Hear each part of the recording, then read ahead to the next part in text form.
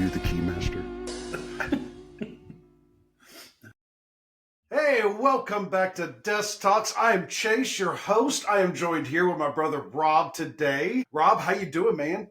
I'm great, dude. How are you? I'm loving the merch. Loving the merch today. Loving the merch. Can you show us the back? Are you dressed appropriately on the back? Of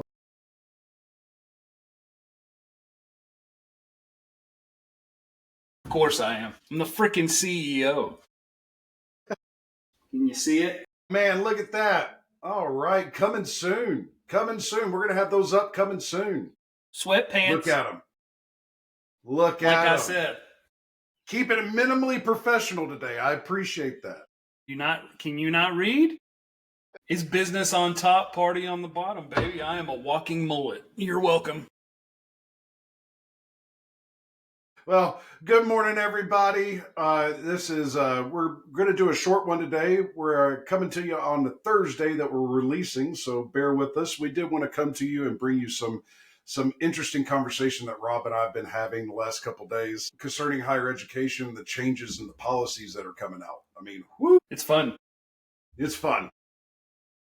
Good business for us. It is. Understanding these policies and where they're going, it's looking a lot like a lot of fun. The other wolf to our wolf pack brought this to our attention from the Independent Institute, and I'm just going to read you the title here, and Rob and I are going to dig into it and talk about it for a minute. The universities are profiting off federal research grants at taxpayers' expense. Trump reforms could curb the abuse. This was put out February 16th of 2025. So let's talk about it. What do you want to talk about? I want to talk. I think it's, I personally did not like the article. I didn't like how they couched it. Sure. Well, I mean, a lot of that, you brought up a lot of good points. You talked about how they were viewing how the federal system works, right? Whenever you put in bids and stuff like that, there's like a little bit of a misnomer here, which you could speak a little bit more intelligently on, right? So you're not allowed to put like overhead costs and stuff like that in there, right? Can I? Maybe. Will it come out eloquently? Who knows? But here we go. Yeah. So I was telling you as we're reading through the article, they're looking at a moving. Now this is specifically related to the National Institute of Health related grants, right? That's what this article was talking about. But they're talking about moving it to like a scaled system, like a 100-point scale system. And you extrapolate from that what you will, 100 being like the most competitive in that area for those grants. That's not new. That's not new for anyone. You know, we've been doing that for years, you know, whenever it comes to state and federal grants or DOD related grants, you know, they're going to choose the proposal that maybe isn't the most expensive, not the least expensive. They're going to land somewhere on the middle or lower middle tier from there. And so this article, the headline automatically helps you formulate an opinion on what's being said. And I would say after reading through the article, this is not new. This is something that's happened across the board I'll say this, and I know Chase is going to disagree, but I think it really levels the playing field. And it's what you and I have been talking about. This is a continuation of the conversation that higher education is kind of leveling out.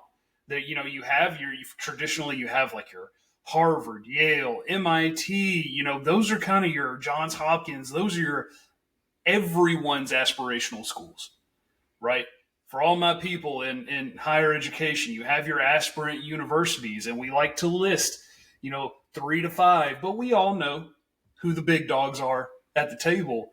And I think you're seeing that level out with policies like this, moving it away from, you know, you can't put 50% operational cost inside of your bid any longer. You're not going to win that bid.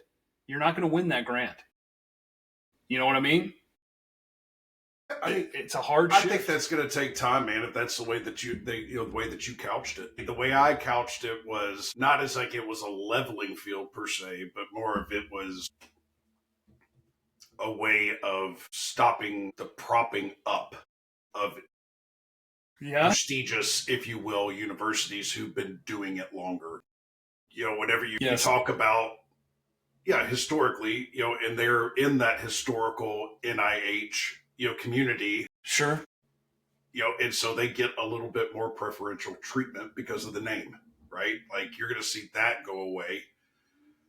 a little bit, but I think they Yeah. should stop propping it up. I mean, a lot of these universities are tier one research institutes, and Yes, I'm they not are. taking anything away from them. They are incredible institutes of higher learning. I'm not, what I am saying is, though, is that there's a lot of marble floors that are getting resurfaced Well, and linoleum in some others, right? yeah. So, Yes. on a Absolutely. budget that you put in as an overhead or maintenance fee. Yeah, for sure. And I think, traditionally, I'm not speaking ill. This is just my perception on it. But, traditionally speaking, the reason Harvard, Yale, all these top tier institutes, to your point, these tier one research institutes, which I am an alum of, University of Texas at Dallas is a tier one research institute. And I would love to hear how many comets are out there listening to this podcast. I bet there's very few of us because it's not a well-known institution. But if you look at it on paper, they align with some of those top tier institutions. But historically, your Harvard, Yale's, what have you, they've been able to afford these top 1% subject matter experts to come in and bid on these contracts, win, teach inside of the school, whatever. I think that is the truth of what you're seeing. It's to put it in a maybe a more relatable way. It's like putting a salary cap inside of professional sports. That way, one team doesn't win just because a big market team can outspend a small market team. So you're seeing that slider I being like that. I adjusted to didn't the think of middle. it that way. Yeah, that Yeah, does make sense. If you're all so you're not. I guess you would be leveling the playing field there. yeah, You would allow there to be more, and we yeah, all know that more is better. It's the American way. yeah. Well, there's no such thing as too much of a good thing. At least I haven't experienced that in my life. America. No, but I think it's true. It's true, and it's going to ruffle a lot of feathers. I saw. So, I mean, Well, I'm pretty. anytime that you're bucking a traditional system that has been put in place, and anytime that you're rocking, or moving, migrating, or changing anything that has been that, has that long of a history, Yep. there's going to be some some fists put up. I mean, nobody wants to let go of their money, and they don't see it the way that you see it, right? Well, and what do you not mess with? Whenever it comes to human beings, that you and I both know, we said it a lot in the military. I have two things I never like to mess with. Right? You don't mess with people's time, and you don't mess with people's money. And this I is have messing with food. both of those things. I Well, have sure. food to my list. I just have top three. You just never mess with people's time, money, or food. And they're doing all three of those, and you can see it if you jump on LinkedIn. I have a lot of people in my network who are posting just all this visceral about all these changes. I'm like, y'all need to scope out. This isn't. I know it may directly impact you, but again, I think we're moving away from the mentality of we're going to take the side of the squeaky wheel, and we're moving back to we're going to do what's good for the majority over the minority, and speaking specifically inside of the higher education world. Your Ivy League institutions are the minority in higher education, so they're going to move to what's good for the majority, and that's what we're seeing. And it's crazy to see because the changes aren't happening incrementally. It's like drinking from a fire hose with all the changes that, I mean, it is almost the past 2 weeks. Chase, you can attest to this too. We keep a pulse on all these changes. It's happening every 30 minutes, it feels. There is a change to something. There's a change. Yeah, Yeah, there's a change it's to wild. something. There's a change to policy. There's something. It's good. Like Rob and I got into this, Dynamic Educational Solutions was born out of frustration, Yep. with the current way of doing things. And I love to see education, expanding. We're stepping into the next phase, if you will, of education. Yep. In my opinion, No, we're I think moving you're right. away from, we're moving away from, the Model T. We're moving in more into the, into a modern car, if you will. Into a Tesla. Oh. Full circle.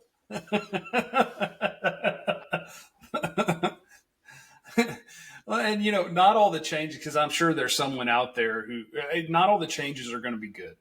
right? No. Anytime No, you're they bucking never the are. system or you're challenging, norms, they're not all going to be good. I think but it's our job, right? And I'm not just talking about you and I'm talking about all of us. It's our job to adapt, right?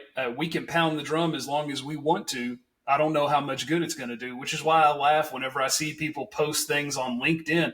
Share your thoughts, man. I'm here for it. That's what social media is for. That's why we're Absolutely. here. We're sharing our thoughts with you. Love it or hate it.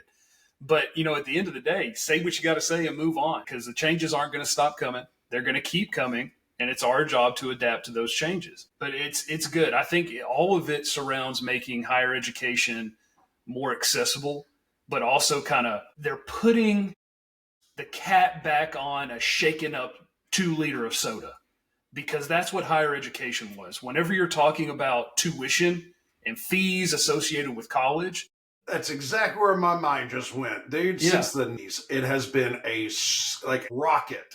Yes. It has been soaring. Costs have been going up. Yes. And that is the number one barrier to entry to anything.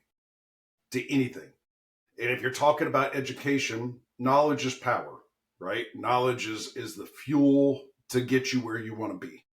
So if you are looking to expand, upskill, retool, whatever, right? Or if you're a young person looking to step into that higher ed space for the first time, the barriers it can't be so high where it's unattainable.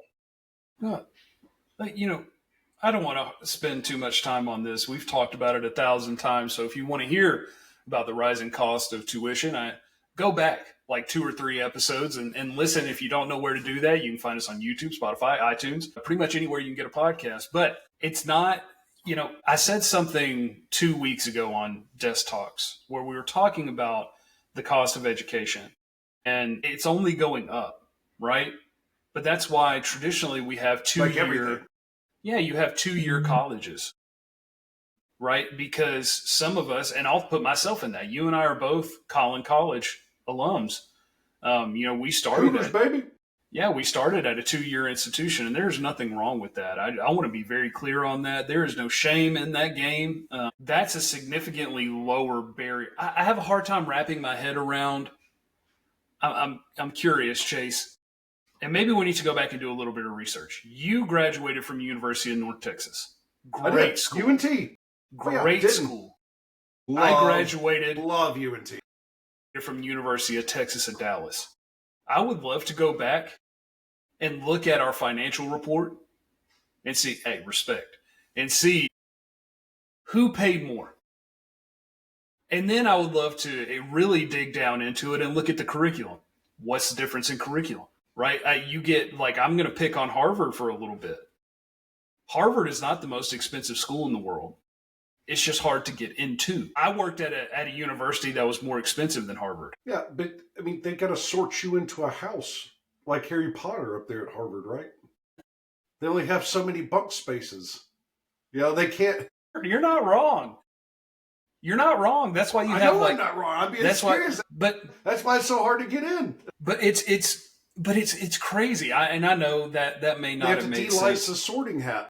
Yeah, that logic train of thought, I don't think I articulated that well. But you have Harvard. Harvard created Harvard Online, I believe, or Harvard Global, something. Harvard Global. Yep. Yeah, and then you have Cornell. Yeah. And not just Cornell. It's making education more accessible.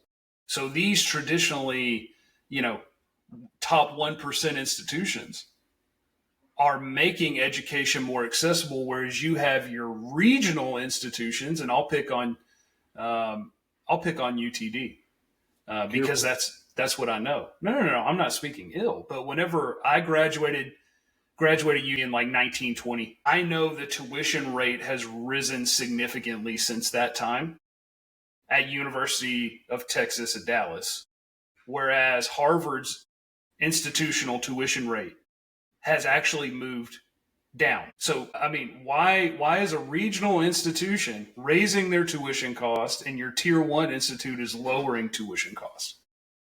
Why is that? I think you're seeing these changes to stop that. These regional institutions, you don't need to catch up to Harvard and Yale. You know what I mean? And in the article that you read, they had a really good point in there about, there's some institutions paying like a compliance officer $400,000 a year. Why? I mean, good for you. Maybe it's a little bit of jealousy. I'd love to make $400K. Dude, that is pure jealousy of not being a compliance officer myself. Yeah, no, I'm good. That's not a job I want. Hey, for $400K. Well, no, I'm your guy. Well, Come talk to me. Info at Dynamic Education. Look, and you dropped a gem on us. I think, again, it was 2 weeks ago, and I gave you kudos for that. You said you were compensated appropriately by the problems that you solve, right? Yeah, that's true. That's my life hack. Is that? Yeah. You can't boil it down any simpler than that. No, you get can't, your education because you get compensated for the problems that you solve. I think I heard that from Elon. Speaking of, well, don't come after words us. of wisdom, pearls of wisdom from Elon Musk. I think there's so many different avenues of approach to education now. We're working with a trade school here in Dallas, and I love their model. Where you can go in, pay, and we talked about it. I won't beat it up, but it's like $12,000, and you go in for 7 weeks, and then you for leave. 7 weeks. Yeah, you leave as like a certified HVAC, plumber, electrician.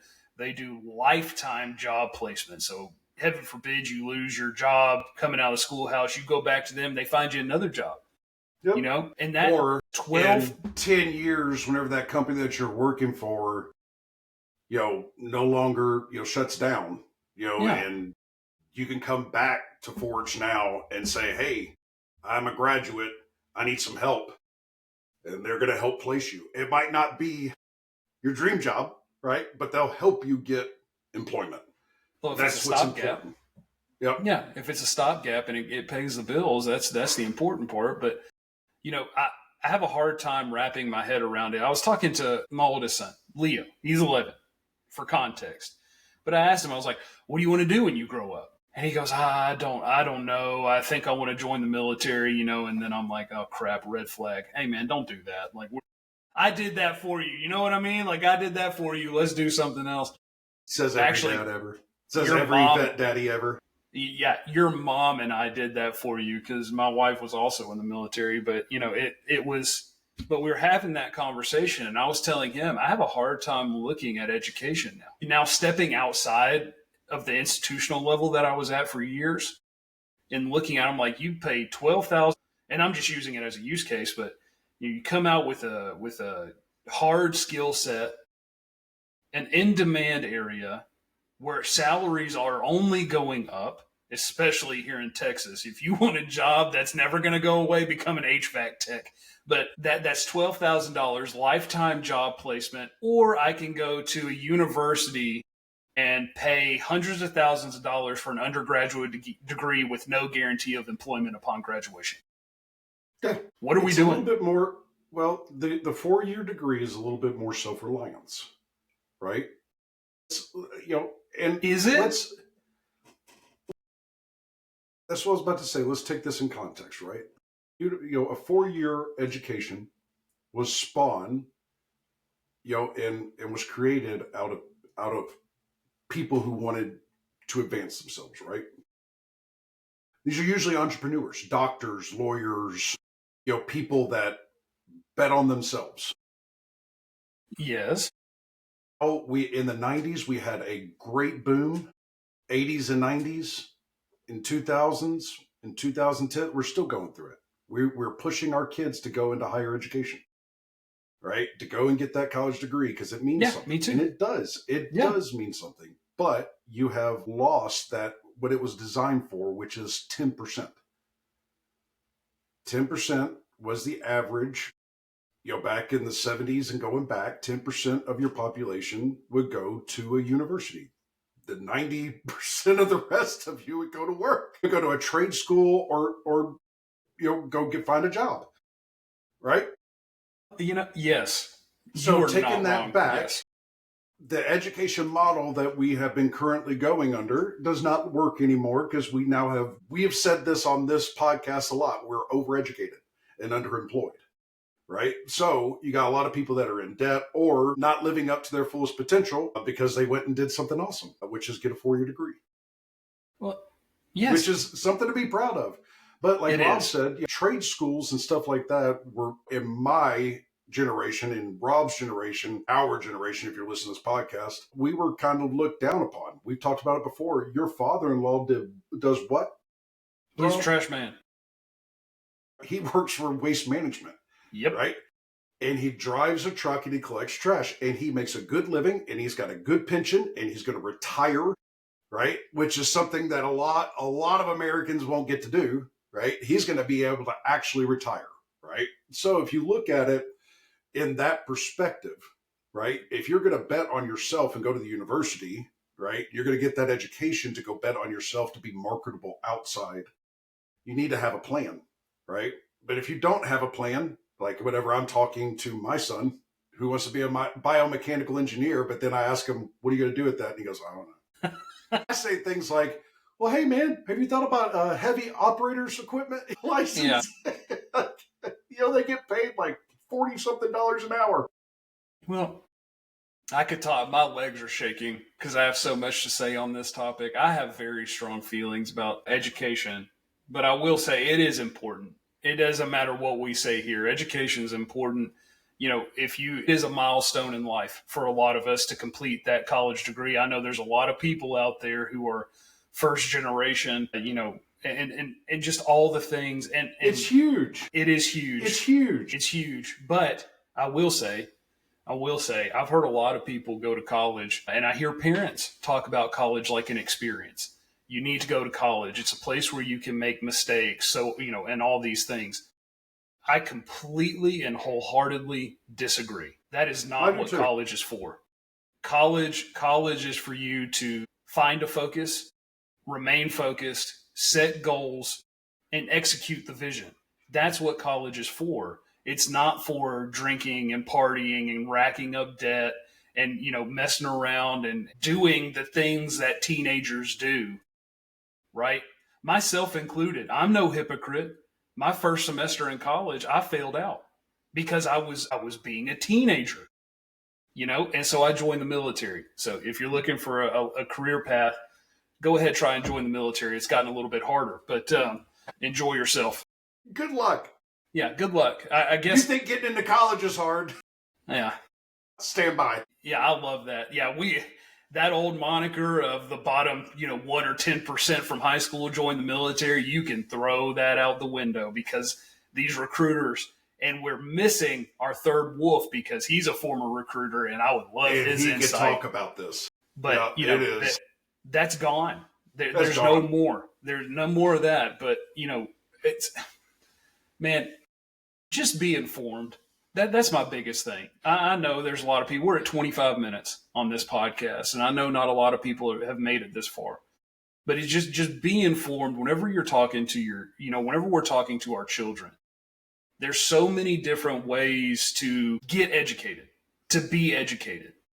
We no longer do we have to just push our children to a university where they go to college to get, I'm going to throw my hand up so I don't see Chase. We don't push your kids to a university studies degree.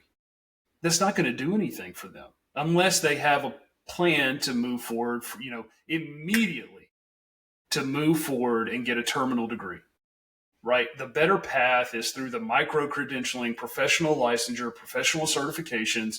There's courses out there. If, you want to open up your own business, go take a business management certificate. It's going to cost you a 100th, a 10th, a 20th of what college tuition is going to cost you. It's faster. It's built around working individual schedules. Like there's so many different ways to crack the nut now. We have to move past this. You have to go to college. You have to go to college. You need that 4-year degree to get a job. You don't need that. You don't.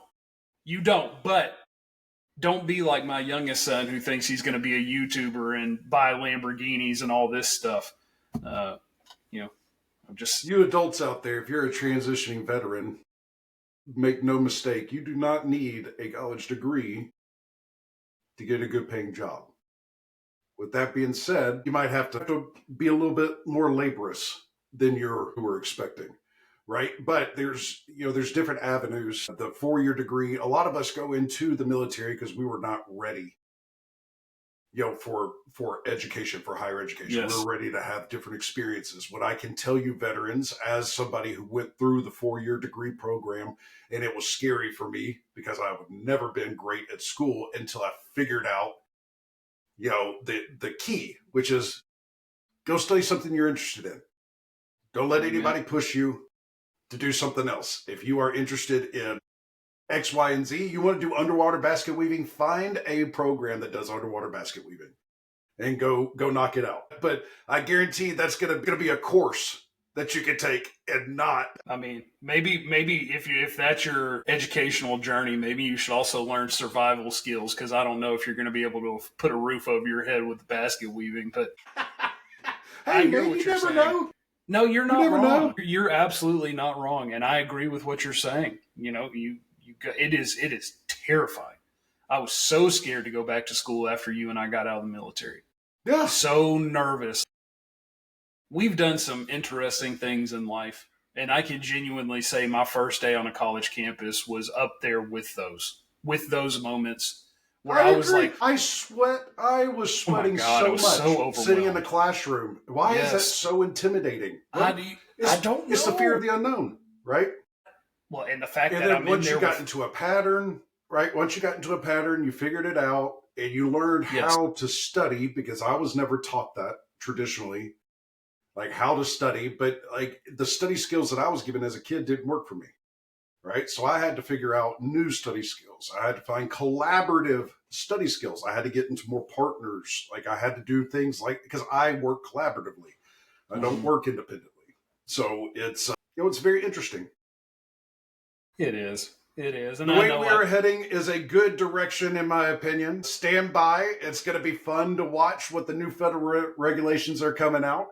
Stay informed on your state regulations as we're losing a little bit of oversight from the federal government. It's going to be interesting to see how the state picks up and where they go with that, because I know almost all of the regulation is already state run. So I want to see where the states take this with their newfound what do you call it, power or empowerment. There you go. Newfound responsibilities. There you go. I love that. Yeah.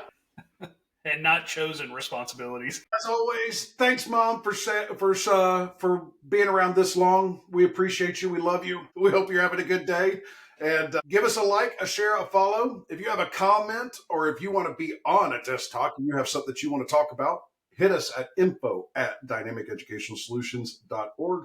We also have a very special guest coming up next week. He is the CEO and owner of a company called The Catalyst. We are very excited to have Dan Hance on next week. He is going to talk about what he does and who he is. Am I correct, Rob? Yes, sir, you are. So we're going to talk about his program, which is a military to civilian program, but it's really cool because there's a lot out there. Theirs is called, or their tagline is "Boots to the Boardroom," and I think there's something in that conversation for everyone. So we're going to talk about his program. We're going to talk about Dan just a little bit, what he's up to now, but also talk about struggles, trials, and tribulations of his military transition, what that was like, and what it's like to be a small business owner right now. It's just going to be Dan and I. And so if you're thinking about opening up a business and you want to know what it's really like, tune in next Thursday, because I'm pulling no punches. We'll tell you the truth. We'll tell you the truth. It's going to be a great conversation, and I'm looking forward to it, man. Shoot, yeah. Well, make sure that you tune in next week. This next Thursday, catch that episode with Dan Hance and The Catalyst with Rob. I will be out. I'll be out traveling, but they will be here for you. All right. So with that being said, hey, Desk Talkers, have a good week. Skadoodles. Keep it minimally professional, friends.